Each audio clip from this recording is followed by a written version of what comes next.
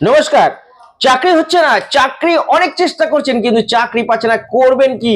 ছোট্ট টিপস করুন। যদি বাস্তু খারাপ থাকে কিন্তু এই টিপসে কাজ হবে না, আর যদি বাস্তু ভালো থাকে তাহলে এই টিপসে আপনার চাকরি হবেই হবে হবে। কি করবেন? মানে সামান্য ছোট্ট উপায় আপনি যদি করতে পারেন 100% আপনি চাকরি পাবেন। অনেক চেষ্টা করে পাননি, এবার চাকরি পাবেন। দীপক শাস্ত্রী বলছে আপনাকে, করে দেখুন। কি করবেন? আপনারা শ্বেত আকন্দ গাছ চেনেন তো? আকন্দ গাছ যদি না চেনেন কমেন্ট বক্সে লিখবেন, আমি গাছটা দেখিয়ে দেওয়ার চিন্তা করবো, বা আপনারা এই ভিডিওর সাথে আপনাদেরকে শ্বেত আকন্দ গাছ দেখিয়ে দেওয়া হবে। সেই শ্বেত আকন্দ গাছের শিকড় জোগাড় করতে হবে, অন্য কেউ এনে দিলে হবে না। আপনাকে গাছ হয় ছোট কিনে নিয়ে আসতে হবে টবে করে, বাড়িতে বসে আপনি সেই শিকড়টা শনিবার দিন তুলে নেবেন এবং শনিবার তুলে গঙ্গা জলে ভিজিয়ে দেবেন।